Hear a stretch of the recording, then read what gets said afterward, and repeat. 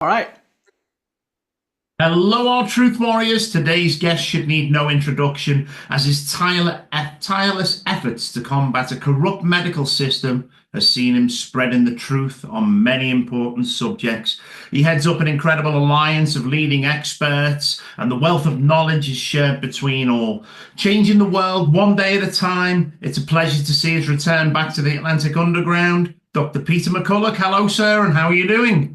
Chris, great to be with you. Great to go underground where it's safe and we can actually start to talk about these important issues. Boy, so many news items to cover, so many developments. Now, Peter, I do have to say, I mean, you could be retired, but instead, I receive probably 4 to 6 emails in depth with so much information from you every day. Yesterday, I spoke to you on the phone. You're in a hotel, you're traveling, you're at speaking events, you're doing podcasts and interviews. I've got to ask you one thing, Peter. What drives you to do this?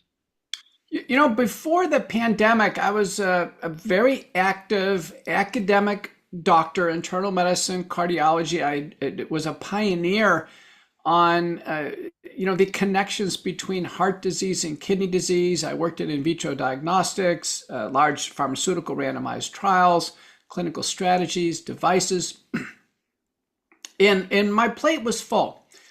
But I have to tell you, with the pandemic and how so many people were harmed, sadly injured, some disabled, and of course people lost their lives both due to the infection of the vaccine. My work as a doctor, an academic physician, has risen to a far more important level now. I'm actually entering the most important phase of my career. Now I'm at near the end of it, but I can tell you it is the capstone, no doubt about it. I was ready for this from the beginning.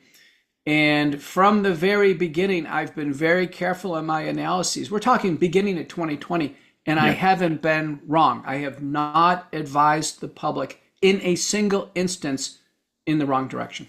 Absolutely. Now, with the inauguration drawing ever closer and Robert F. Kennedy Jr. heading up the health sector, do you think we're in for a promising future, or are these just empty promises? It's going to be mixed. Clearly, Trump getting the electoral vote, the popular vote. He has a strong mandate. He faltered a little bit on some of the selections for Senate, approval, confirmation. But it looks like they're going to come through. Pam Biondi looked like she did well. RFK looks like there's enough votes for him. And Pete Hegseth for the Department of Defense. So these are gonna probably go through. The issues will be, particularly with Robert F. Kennedy, will be, I think, one of them will be an internal issue within him. This is very important, Chris. Robert F. Kennedy was a candidate for president of the United States. Yeah. He gave up his candidacy and he joined Trump. Trump has a 4-year term, and that's it. There's no re-election of Trump after this. This is it. He's got 4 years, and 4 years is a short period of time. If Robert F. Kennedy, in his mind, thinks that he's going to be Secretary of Health and Human Services for 4 years, and then he himself is going to run for president, then we're in a totally different scenario. So the minute someone runs for president, they begin to drop personal stakes in issues. They have a major focus on appealing to popularity. They have a major focus on, election politics, voting blocks, etc. So I think it's very important. If RFK gets in there and says, listen, I've got 4 years and that's it, I'm going to do everything I can to improve the health of Americans, that's one thing. But if he says, I want to be president in 4 years, different story. So I predict that he'll want to be president. In 4 years. I will predict that we're going to see a blended approach. I think Susie Wiles the chief of staff is going to be a moderating force. We'll see some low-hanging fruit, which is already happening, like trying to, make some moves and improving the health of the food supply. Yeah. But the big ticket things people are looking for are, pulling the COVID vaccines off the market, banning all forms of vaccine mandates for, the childhood schedule, banning the mandates for that to attend school, work, or the military, rescinding the 1986 Vaccine Injury Compensation Act, removing direct-to-consumer advertising for pharmaceuticals. People want those big four. I think we should put those up on the board, Chris, and let's see if Kennedy and his team go after them. Yeah, definitely. Now, most people see this pandemic that we've been through for what it is now. And the likes of monkeypox was absolutely laughed away. But now they're pushing the bird flu. How far do you think they'll go with this? And are the public wise enough now just to laugh at this and say, no, not again? There seems to be a strategy now. In my book, Courage to Face COVID-19, we define this biopharmaceutical complex, this syndicate of non-governmental agencies like the WHO, World Economic Forum, Gates Foundation, and others, the regulatory agencies, and the pharmaceutical companies, the suppliers in the complex. But the strategy is float out an infectious disease threat in a news story or, from some sources of data, some outbreak somewhere. See if it latches on in terms of driving fear, announcements for public health emergencies of concern, for instance, and then be at the ready with a vaccine. Remember, a vaccine is the answer.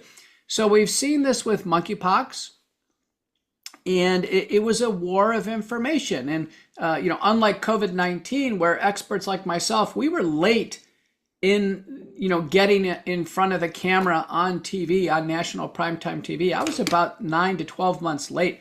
Monkeypox, I was there day one, and not just me, but other reasonable doctors who said, wait a minute, this is not an emergency. It's a sexually transmitted disease. It doesn't spread very readily, and we've got a treatment for it.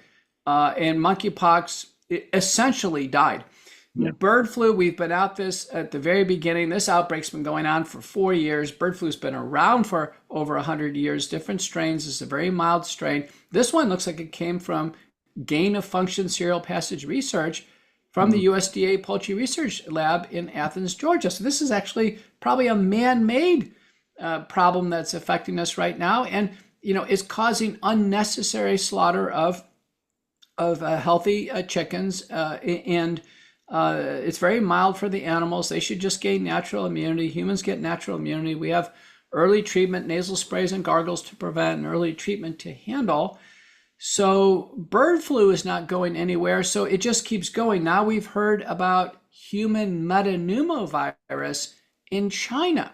Yeah. So each one of these stories is floated out to see, is it going to generate fear? Will people like Chris Smith and Dr. McCullough get out there and propose a reasonable understanding, a reasonable framework of interpreting this infectious disease threat? And as I go around the country and go from city to city, I don't see anybody expressing fear over COVID, over flu, over monkeypox, bird flu, or human metapneumovirus. People are living their lives honestly, Chris, and they want to be left alone. Which is great. Now, you testified at the US Senate November the 19th, 2020, and told them that 50% of the lives at that time could have been saved. Was your advice taken following this? And what happened with the death tolls moving forward with that? Well, that was after a good 6 months into the pandemic. I later testified that percentage that, what's called the population attributable fraction that could have been saved is probably 85%. Now, that was with early nasal sprays and gargles, dilute povidone iodine or xylitol, proven later in studies, early nutraceutical supplements, vitamin D, very positive data, aspirin, positive data. And then the prescription drugs, and it really didn't matter. I think the most effective was ivermectin, but hydroxychloroquine had an effect, certainly ivermectin, Paxlovid, molnupiravir. Get into steroids, colchicine, and then the blood thinners. There should have been a treatment profile early And and the Operation Warp Speed drugs could play a role. Certainly, the monoclonal antibodies should have been given to every senior citizen who got sick, every person who visited the ER. Sadly, let's say monoclonal antibodies, which there's no argument they were safe and effective, they were only given to 15% of people who were sick enough to become hospitalized in the United States. Yet we bought doses for every American. And of course, those who got the antibodies survived, those who didn't died. So as we sit here today at 1.2 million Americans who are listed as COVID deaths, based on CDC information, where if we had adjudication, people carefully looked at the cases, about 10% would have died directly due to SARS-CoV-2 infection, 10%. The Italian data suggests it's 3%. So it's a small fraction that really, and other people were at life expectancy, had other problems, etc. Remember how they count it is that someone could have had COVID 3 months earlier and then fallen and died of a hip fracture, and it's counted as a COVID death. So, but believe me, it cannot, 1.2 million cannot all be COVID deaths. Yeah. So we're at about 120,000 Americans who died directly of COVID. And yes, 85% could have been spared. Now, McCullough protocol, the most widely used multi-drug protocol, the only one that featured nasal sprays, gargles, all the things that really work, that approach has been used worldwide and has been credited with saving tens of millions of lives and sparing hundreds of millions of hospitalizations. So my work on the early treatment protocol, copyrighted in my name, not for financial reasons, but for accountability reasons. Who else is accountable in treating COVID? There is no Harvard protocol or Mayo protocol or Karolinska protocol. The academic institutions really fell flat during the pandemic. And historians are going to look back and say, where was the bravado? Yeah, it is. Now, you've been an incredible guest on Joe Rogan. Do you think his platform gets the right message out to the people with the work he does? And could he be doing more? I was just down in Austin yesterday with Kyle Kingsbury. He's also kind of a disciple of Rogan, knows Joe well. We were just, not too far from Rogan's studio. I think Joe Rogan will go down in history as a very impactful historical figure. It really is extraordinary. Prior to the pandemic, I vaguely knew about him. I didn't listen to his podcasts. When Joe reached out to me in 2020, I told him I'm too busy to interview. he didn't expect that answer. I said, I'm a busy doctor. And finally, we negotiated. I showed up about a month and a half later to his Austin studio. And, I found him to be very well prepared. He asks very intelligent questions, and he always listens, which is very important. And it's listening to learn. He's got that ability. And, when I received it, we received many, many millions of views. Some still claim it's the most widely viewed episode he's ever shot, including that of Elon Musk or Trump recently. Yeah. But importantly, the mean age of people who listened to my interview was 24. And it's a 3-hour interview with a transcript. The most common term that we covered in the program was monoclonal antibodies. So we brought people very important information, and boy, he went on from there. He's had so many impactful interviews. I don't know if you saw this most recent one with Mark Zuckerberg. Did you see that? Yes, I did. Yeah. Zuckerberg, his hair was grown out. He looked kind of crazed. He looked like a nut. And Zuckerberg just starts rattling it off that the Biden administration was calling him and the Meta platforms, telling them to take down posts. And most of these posts were scientific abstracts, manuscripts, and commentaries on vaccine side effects. So the world was getting a one-sided view, a false view of the vaccines. Yeah. The vaccines were falsely portrayed as safe and effective without side effects. But in fact, they were loaded with side effects, and all of that was suppressed. And so the public response to this, and even Rogan's response, was interesting. Many commented that said, listen, you could have said no. You could have said, no, we're not going to pull things down. We're not going to censor information.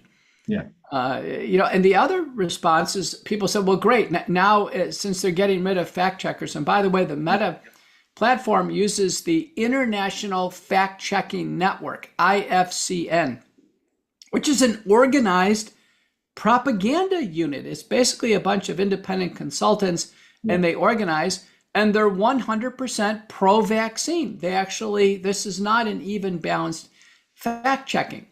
And there's linkages to the Gates Foundation, to the Annenberg Foundation at University of Pennsylvania, and they're all heavily supported by, yes. So he said, well, we're going to go to community notes writers. Now, what's the problem with community notes or IFCN? The problem is who can influence them. And if you're a community notes writer, you can easily be co-opted by the biopharmaceutical complex. And indeed, the vast majority of community notes on Twitter are promoting the vaccine.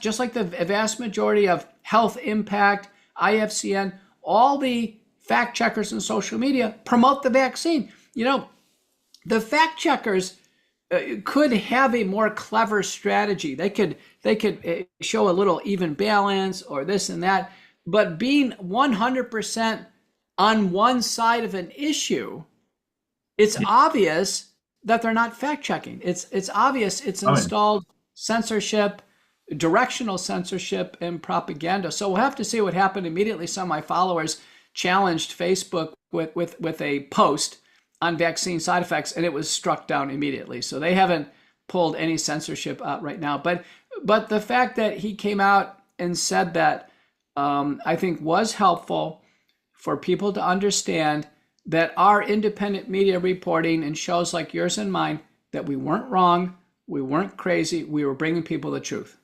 Yeah, no, that's it. And it's, I've been testing the boundaries of since the fact checkers have been removed. And yeah, I haven't received the 30-day ban yet, so that's all good. Oh, no. Now, I see people like Dr. David Martin putting information out there that should be an absolute wrecking ball to the establishment. What do you think of David Martin's work and the information that he puts out there? David's contributed greatly on the history of the World Health Organization, which clearly is a jaded and shadowy history. The World Health Organization is a behemoth. It is a massive organization, multi-billion-dollar budget, thousands of employees.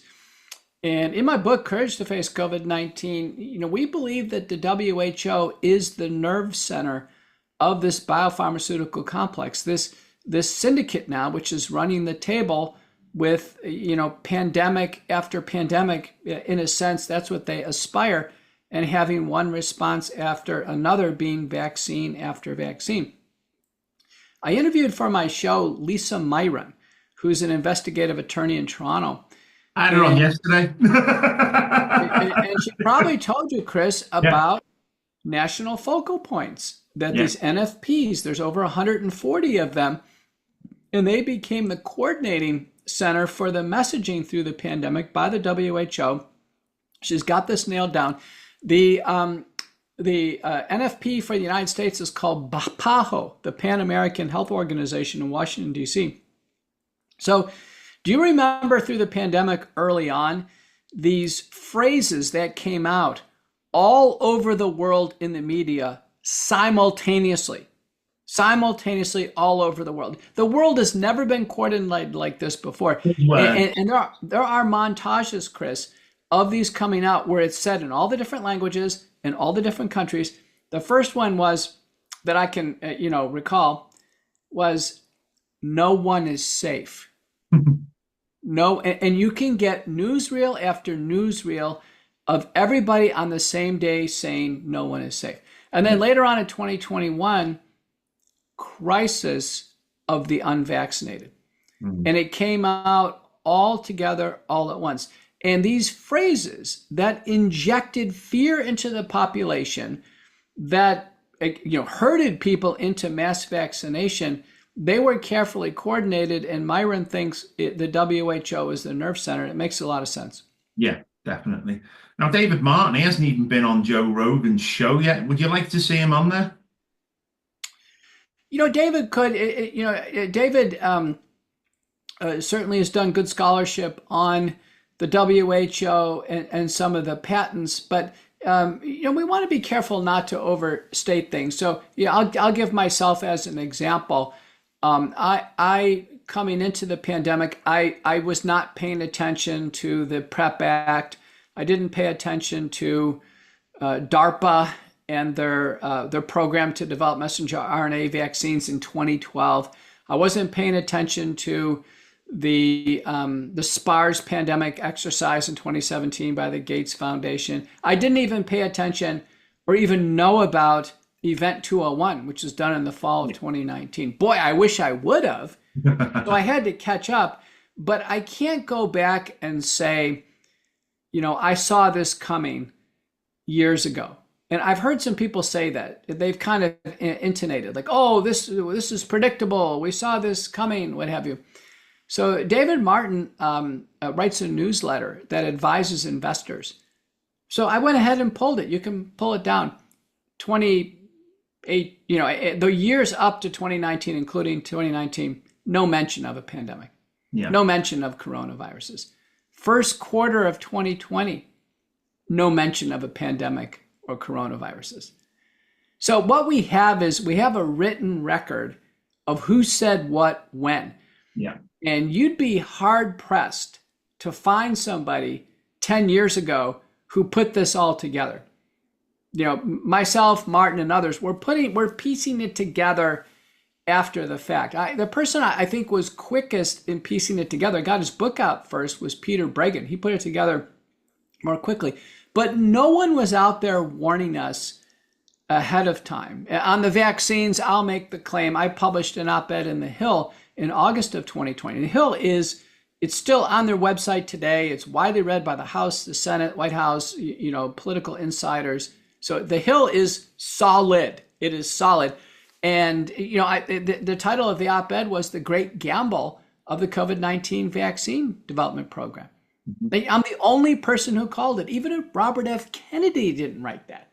Yeah. No one at Children's Health Defense wrote that. Aaron Siri, vaccine attorney, didn't write that. You pick the strongest opposition to vaccines. No one was able to see what I saw with the COVID-19 vaccines. And being the genetic code, that codes for uncontrolled production of spike protein into the human body. Now, for a very long time, the worst biological catastrophe was born out of a terrible idea.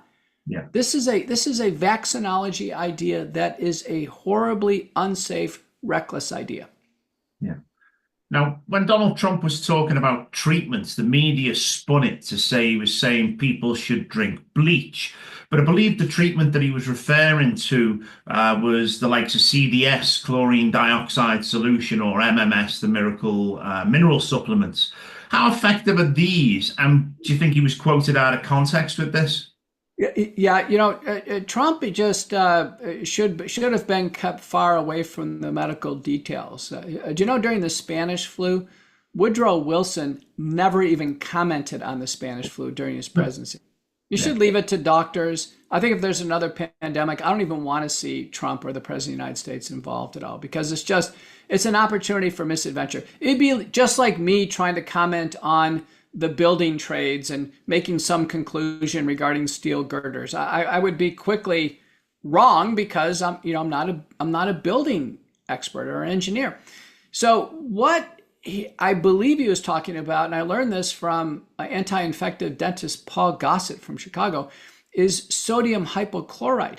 Do you know dentists, and this is part of the ADA guidance on what they do, dentists can put a few drops of bleach in water and then swish it in the mouth, and it effectively kills cytomegalovirus and all kinds of viruses that causes gingivitis in the mouth, and then you spit it out. It's very safe. Yeah. So sodium hypochlorite, and where things evolved is on the gargle side. We have xylitol gargles with a spray, scope and Listerine, which use forms of various forms of aromatic alcohols. They're effective. Any type of saline with a peroxide or iodine in it is fine. A little less effective is colloidal silver. That's been studied. But the gargles have to be twice a day. And then the nasal sprays have to be twice a day. It's probably the most important thing your audience can learn. When a virus settles in the nose, let's say you go out to a store today and someone had coughed in the aisle right ahead of you, you don't know. When the virus settles in the nose, it's there for 5 days and you can't feel it. Then it builds up to the point where it starts to cause a little bit of inflammation. And because of the lymphatics track back to the throat, usually the first sign is a sore throat. But when you have a sore throat, the virus has already been in the nose for 5 to 7 days. Yeah. So the key is to always spray something up your nose each day because you want to have flow. You actually want some snot to blow your nose, sniff back, spit out. That can be saline, believe it or not. Saline alone, salt water. You always want to do that twice a day because that will reduce some of the viral load. Now, if you juice up the saline and it has xylitol in it, like the product Clear, grapefruit seed extract, povidone iodine, like Immune Mist from Wellness Company, or Cofix RX, or betadine, and there's a whole variety. Even there's a recent study in Lancet, the Lancet Respiratory Diseases with Vicks. Vicks First Defense is just a polymer nasal spray. That these sprays, if they're used twice a day, that gives you this kind of 24/7 defense against viruses. Now we're talking. Now there's a prospective randomized double-blind placebo-controlled trial by Baumforth and colleagues, xylitol-based product. It was better than a vaccine, 71% reduction in getting COVID at all. I mean, it literally was defensive. And I've interviewed so many people for my show now. And those who go an entire year with no colds, now people can do it naturally if they're in great shape and not much exposure. But I tell you, I can't. I've gone my entire life with 4 or more colds. And coming out of the pandemic, one time I was sick every month. I can't do it. I cannot go a year without a cold. Only using the nasal sprays and gargles twice a day, and I've done it today already, I'm now 6 months without a cold. I am thrilled. And my wife and I are going for a full year. If we go for a full year, it'll be the first year of our adult lives. We've been married 37 years without having a cold. That's how powerful these nasal sprays and gargles. And so your question was, Trump was on the right track. He should have had someone like me explain it, or Dr. Gus Farrar, who's a brilliant critical care doc, who's one of the key researchers, or Mark O'Connor, but should not have had Trump get up there and try to explain something. Yeah. I mean, I've been doing well. I can't remember the last time I had a cold myself, but I'm using methylene blue every day, and I'm seeing incredible results in energy, clarity of thoughts, no more brain fog. But Chris, how do you take that? How do you take the methylene blue? I'm taking it 5 drops in water. I'm using a 2% solution concentrate, and I'm putting it into water, and I'm drinking it every day. I mean, the benefits are incredible. I mean, I know Mel Gibson, he was on Joe Rogan recently talking about it. I mean, have you looked into methylene blue? Is this something that you use yourself? Or? It's funny. Well, methylene blue, well, let me ask you, do you drink enough to turn your urine blue? Yes. Well, green, slightly green by the time it comes out.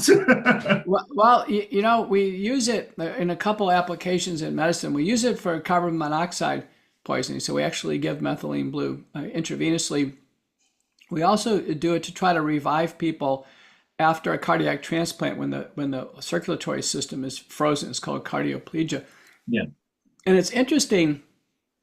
My brother got methylene blue. So my brother had a kidney stone, and it was stuck, and he had a lot of pain.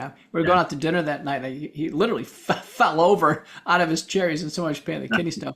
So he saw a urologist who said, listen, this is kind of an old-timey remedy to get a kidney stone to pass. So he put in an IV, and he gave him a shot of methylene blue, which does relax this tone, the muscular tone, I guess, in the ureter. And he popped out the stone, and it peed out, this blue urine. So, methylene blue, and I'll say one more thing about methylene blue. Methylene blue was tested and utilized. I met a doctor in Bahamas. She was an innovator. She was a dermatologist, and still is. And methylene blue, given systemically, And then she used a form of light, red light in the mouth to actually kill SARS-CoV-2 and then in the nasopharynx in the mouth. And it was very, and she gave me a demonstration of this. So what we've learned in the pandemic is there are many solutions out there that have not been tested by big pharma. They're widely available. At the Wellness Company, we are offering more and more non-pharmaceutical solutions. Even yesterday, I was with Kyle Kingsbury, who's a friend of Rogan, and he was a former defensive end for USC and an MMA fighter. He says that they exclusively use natural solutions. So there's many people who are just going back to natural approaches. They're not going to take pharmaceuticals. Yeah, that's it. I mean, everything we use is natural health products. We manufacture our own stuff. We do extracts from plants, and we've been doing this for years now, and it's served us very well. So much so, people are asking us to make it for them. I mean, Lugol's iodine is one of the things we work with, and it appears to be like a powerhouse of potassium for the body. But what exactly is it required for, and what does it do? Is this something that protects the gland system, and why is that important? I'm not an expert on this, but let me just say something about iodine, which is absolutely necessary for production of thyroid hormone, both the T4 and T3. The only real source of iodine in our diet is salt. It's iodized salt. It's actually intentionally injected with iodine. And, many of us have a low salt diet. We've been told by our doctors, we have high blood pressure, we have a low salt diet. So we tend to be on the low iodine intakes side, maybe even iodine deficient in the population. It's such an issue that with pregnancy now, the guidelines from all the various societies are to actually intentionally take iodine supplements during pregnancy because the baby's thyroid needs to develop.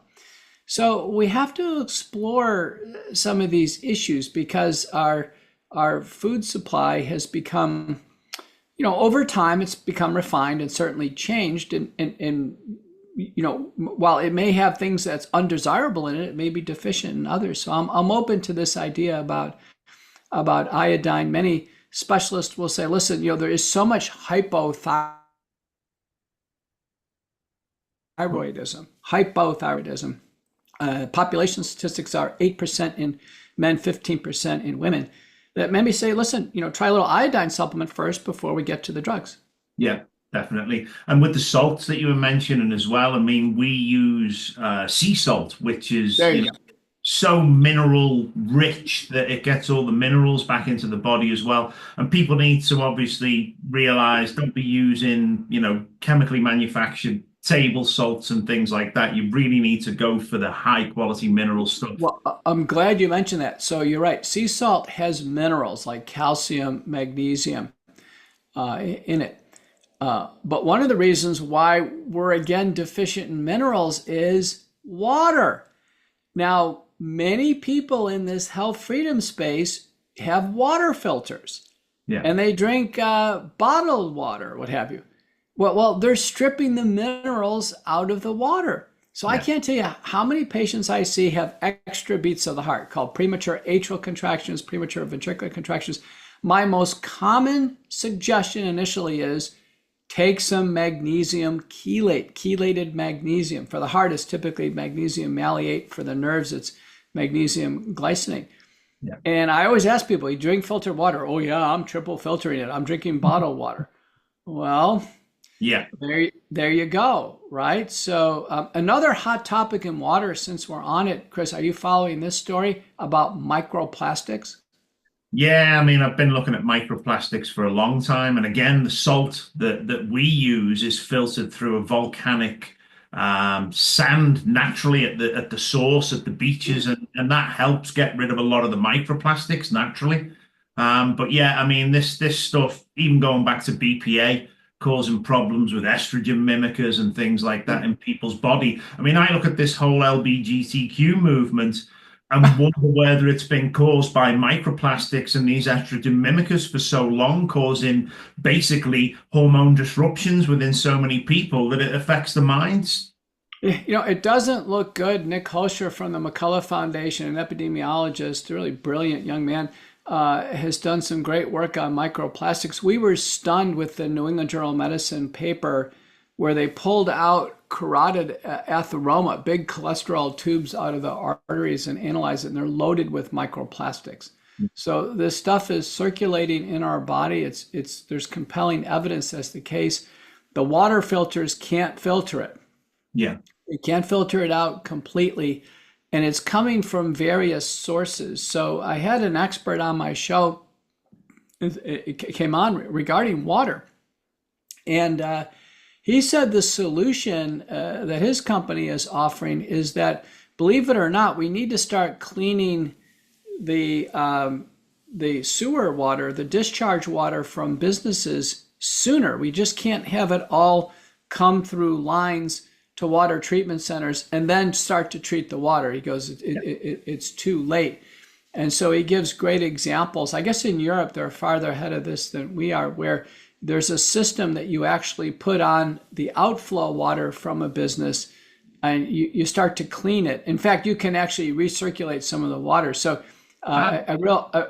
here's an example, is a brewery. So these little microbreweries that are everywhere, they use a tremendous amount of water. He says all of them ought to have a system that you put on, and he showed me some size of these. Some of these are about as big as like the back of a truck, or you ever seen a container, like a container car on a railroad? Yeah. So they're pretty big. He said, but if water flows through this system, you can return the water and you can use it to flush toilets. You can use it to water your gardens. You can use it for a variety of reasons. And he says, and when that water is ultimately returned to the common system, it has far fewer microplastics in it. But this issue of microplastics, we're not going to get away with it. There is plastic shedding. I'm glad you mentioned that what gets shed from plastic bottles, but there is shedding through bottles, through straws, plastic cups. So when I have a cup of coffee now, it's ceramic. Yeah. I'm just not, and my mom is in a senior home. She was always drinking out of this big plastic cup. And I think she did so because she was afraid if she knocked it over, she would break it. I said, Mom, me and my brother took that away from her and said, Mom, drink out of a glass, no more straw. Yeah, definitely. Now, is there any chance that the unprecedented push on the safe and effective was for a purpose that many have not yet considered? Could the main goal be mass sterilization of future generations? And sadly, the sudden deaths and the side effects were just the cost of doing business. And the fact that now that if this is the case, that we won't actually see the real intent for this until it's almost out the minds of the masses in years to come. We can't possibly know, quote, the intent, but it is remarkable how every country is doing the same thing. No country has removed these from the market. No country has issued an inspection of the vials to see what's in the vials. Are they contaminated with what's called cDNA or SV40 fragments or other precipitants? The countries are acting so uniform all over the world. It's remarkable. You can't get the whole world to agree on anything, but yet they are acting in complete unison. Here are the trends. I mentioned my mom in senior living here in Dallas. My mom says they have not offered COVID vaccines for years. For years. This is in a nursing home. Yeah. And if the vaccines worked, let's say if they worked and they were safe, they would only be indicated for high-risk, frail senior citizens like my mom. They're not even offering them. But yet children starting at age 6 are getting these shots mandatorily because they're part of the vaccine schedule in the United States called the ACIP schedule. And the schedule is mandatory because the children need that to attend school. Virtually every school has a vaccine requirement. Some states, there's no way to get out of it. California, New York, Connecticut, and I believe Maine. Recently, West Virginia Aaron Siri announced that they're going to start to have exemptions. Now, a place like Texas, we got 30 million people. We're as big as Australia. We have philosophical, religious, and medical exemptions. And do you know, for this routine vaccine schedule, which now includes COVID vaccines, about 2.5% of people over time every year, the kids, don't take any vaccines. 2.5%. The Quakers, the Amish, other sects, they don't take vaccines. They're perfectly fine, by the way. There's no outbreaks of measles or polio or any of these legacy diseases. Now that number's up to 10% with the COVID-19. People are saying, when I visited Kyle Kingsbury yesterday, his kids were all running around the house. None of them had taken a single vaccine, and they're perfectly healthy. So we don't know the intent, quote, the intent of the vaccine program, but we know the effect. It cannot be healthy for children to take messenger RNA vaccines. There have been hundreds of children who have died directly due to the vaccine, autopsy confirmed vaccine deaths. And we can't possibly understand what this is going to do to human health over time. But Chris, it cannot be good. There hasn't been a single good report on these vaccines. No, absolutely. What's your opinion on people taking the flu vaccines? Are these now a combination of COVID and flu vaccine, or is now the flu vaccine now an mRNA? Where are they going with this? And is this something that's still being pushed? There's not yet a combination product, although our government agencies by the way, our government agencies advertise vaccines for the manufacturers. That should never happen. No. Our CDC is advertising for Pfizer or for Moderna or GSK, for instance. We need to stop this. The government cannot advertise for the companies. But so COVID, RSV, and influenza are kind of co-promoted to go in and take them all at once. There's no combination products, but I want people to understand that Pfizer and Moderna, the boosters, were just tested on animals. They're not fully FDA licensed. They are emergency use authorized, even though there's no emergency. You just can tell the whole system is corrupt. Respiratory syncytial virus is an antigen-based vaccine if it's the Pfizer or the GSK, but it's messenger RNA if it's Moderna. Okay, so there's another messenger RNA vaccine. Now, influenza, which you asked about, the human influenza vaccines, so-called quadrivalent vaccines, they're all basically killed vaccines, but very ineffective. So there's like 4 or 5 CDC networks right now. The 2023, 2024 data, way less than 50% effective on anything. Sometimes 24% effective. That meaning anything less than 50% calculated theoretical vaccine efficacy is not even worth using. Because the protection is essentially negligible. Some studies it's statistically insignificant from 0. So if you have any side effect at all, you've just wasted. You're just put yourself at risk for no benefit. And so what are we seeing? There are skyrocketing cases over the decades, and most of them are with influenza vaccine, of Guillain-Barré syndrome, Chris. This is ascending paralysis. People end up on ventilators. Happened to a colleague of my brother's after a flu shot. This is a disaster. I used to take flu shots every year to be on medical staff. In fact, I took 40 flu shots. But now I've seen the data emerge on Guillain-Barré syndrome. I told myself, wow, I took a risk. I'll never take another flu shot again. Now, maybe an oxygen-dependent patient with emphysema who's on their last leg, an influenza infection could take them down. Maybe they ought to be offered this modicum of risk reduction with the flu shot. But boy, the risk of respiratory death would have to be really high to ever take one of these. Yeah. Speaking of Moderna, is there any further information coming forward in regards to Moderna covering up heart attacks in toddlers during its trials of the boosters? I'm unfamiliar with that storyline, but Daniel O'Connor at Trial Site News, I think everybody should subscribe to Trial Site News. He's covering it. Moderna's stock is taking a pummeling. They are in deep trouble. Investors are probably going to continued to shed their shares of Moderna. Their Epstein-Barr virus messenger RNA program was halted because of myocarditis.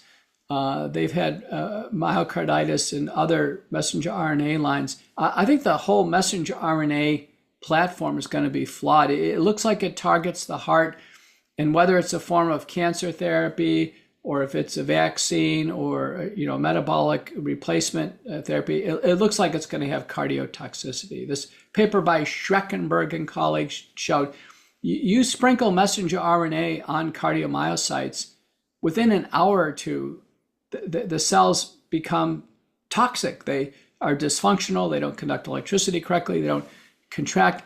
Messenger RNA is toxic to the human heart. I would never take one of these myself, and I don't recommend them for patients. Yeah, absolutely. Now, for the events of the past 5 years to have happened, it would have taken an enormous cover-up by doctors giving out these safe and effective medicines. Does it still shock you how grand of a scale this was? And do you think that the eventual consequences would be for the doctors involved in this conspiracy to probably face some kind of tribunal or accountability for what they've done? Because it seems like a very sick world where the financial incentive of your healthcare provider is more important to them than the very health of their patients. Well, the financial incentives to doctors and healthcare systems played a big role, but I think bigger was the fact that doctors all took the shots.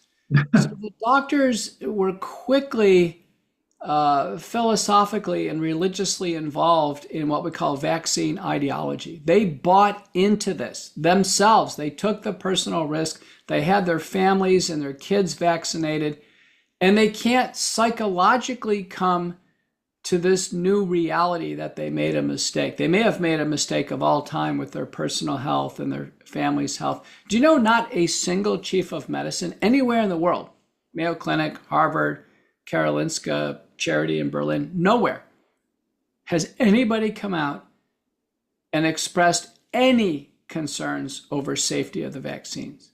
And here we are, we're in our 5th year of this vaccine debacle now. Can you imagine this? I think what's going to happen is I think these vaccines won't come off the market. This is like smoking now.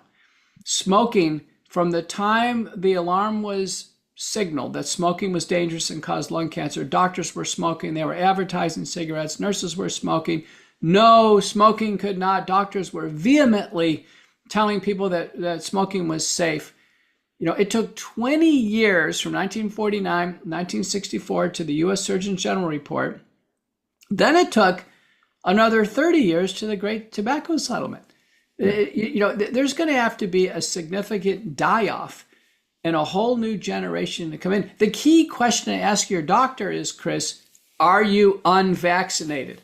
Let me tell you what, unvaccinated doctors are at a premium. Yeah. Because people know, the public knows, the vaccinated doctors can't tell the truth. Yeah, absolutely. And speaking of tobacco as well, I'm seeing a resurgence. I saw Tucker Carlson the other day, and he had these little tobacco pouches, and people are putting them in their mouths. Now, I'm old enough to remember going back to the 80s. Back in England, we had something called Skull Bandits, which were these little tobacco pouches that people put in the mouth.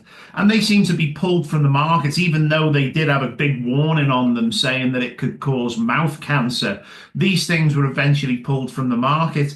I understand that the celebrities and all these people are using these tobacco pouches as a protocol against other things, but is the risk far greatly outweighing the ability of them to do certain healing?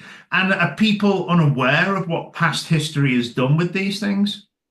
Well, nicotine is an addictive substance. It's related to caffeine, by the way, in my coffee. They're methyl xanthines. Now, it turns out nicotine, in one very good paper, and then in my clinical experience for sure, nicotine seems to block the SARS-CoV-2 spike protein, the spine on the surface of the virus, and its interface with acetylcholine receptors. So people who take a little nicotine, they feel better. In fact, the observation is smokers did much better through the pandemic than non-smokers. I've never seen a smoker myself with long COVID syndrome or a vaccine complication, ever. I mean, this is an amazing observation. I've never seen it. Current point prevalence of smoking in the United States is 17%. So this observation that nicotine could have a salutary effect did take off. And so over the last 2 years, we've used a nicotine patch, which is a safe way to give nicotine, 7 milligrams over 24 hours. Nicotine gum, another way to do it, that's a 2 milligram dosing. But these pouches that you mentioned, in fact, Kyle Kingsbury, I was on his podcast yesterday. During the podcast, he kept changing out these pouches. He was doing it himself. The pouches lay the tobacco directly against the oral mucosa, and it causes a big white patch in there called oral leukoplakia. And when I was a kid growing up in Texas, we used to call it dip snuffing with Skoal and the other chewless tobacco. It was very common. And all these kids had big white spots on the inside of their oral mucosa. They actually used to compare how big they are. And those are precancerous lesions. So yes, I think people are running the risk with the oral tobacco of causing cancer. I think the nicotine is a great idea. 7 milligram nicotine patch, very safe. It's available over the counter, by the way. That would be Habitrol Step 3, 7 milligrams on Amazon. So you don't need a doctor for this. But as we come to the end here, what I'm finding is that for long COVID and vaccine injury syndromes, these general brain fog, loss of mental clarity, post-exertional malaise, feeling generally unwell, this can be managed by people themselves. They don't need doctors for this. Yeah. So I think first and foremost, they need a way to get rid of the spike protein from the body, and that's McCullough Protocol base spike protein detoxification. It's copyrighted my name because I'm the person who first published this. Wellness Company has Ultimate Spike Detox. That is far and away the lead product now, higher doses, far more effective. So Wellness Company, Ultimate Spike Detox. At Wellness Company, Dr. Drew helped us with this. A product called Mind Lift. Mind Lift helps clear this brain fog. Post-exertional malaise, we have elevated energy. It features picoline. And then the last one is heart health, which features L-carnitine, selenium, beetroot extract, and other things. And so I helped design that one. So we have 4 products, and then you can get over-the-counter nicotine. You could add in N-acetylcysteine, methylene blue, echinacea. There's a whole variety of other things. But if you go to Wellness Company, go to twc.health/courage. That'll get you into the system. Most people get memberships. That's what my wife and I did because we get free supplements. Because we use enough of them, it's worth it. Just you use, once you get in the system, you can just get the supplements for free. Chris, people need to take steps now because I think we've all had COVID or the vaccine or both. This spike protein is in our bodies and it's dragging down the immune system. It may be making us prone to blood clots. It may be actually even cancer promoting and other things. We got to get it out of our bodies. Yeah, definitely. Well, Peter, this has been, again, an absolutely incredible interview. I really appreciate the knowledge and everything that you bring forward. As you say, people need to start preparing, getting their cabinets into more natural health remedies and having that on hand. Look forward to speaking to you again. Look forward to receiving your emails today and tomorrow and looking at your work. If people want to follow you and catch up with more information on what you're doing, where's the best place for them to go? Central source is petermcculloughmd.com. That'll take you everywhere. Get Courageous Discourse Substack. Sign up. Free email every day, like Chris says. You'll get updated on the graphical abstracts, key interviews, breaking news. We've got 3 writers on this every day. It's probably the leading medical news service that you can possibly get. Tune into my show Saturday, Sunday, 2 p.m. Eastern, McCullough Report on America Out Loud News, and then Pulse, myself and Malcolm on Wednesday at 5 p.m. Eastern. It's on the Apple iHeart Podcast Network. That's in audio. Make sure you support McCullough Foundation, McCulloughFND.org. We're so active in our scholarship, media, in the courts, and in public policy. Your McCullough Foundation has been a major counterbalancing force out there against the government false narrative. And we need it because we just keep getting more and more, and there doesn't appear to be any assurances. We get new presidents, new premiers, what have you. It's the same story right now. And so what I've done and what you've done is we've encouraged people to seek the truth, do their own research, rely on independent media, and to be self-reliant. I don't think we're going to be saved by anybody, Chris. We have to save ourselves from the current madness spreading around the world. I'm Dr. Peter McCullough. Thank you so much for having me. Thank you very much, Peter. We'll talk soon. You take care, sir. Thank you.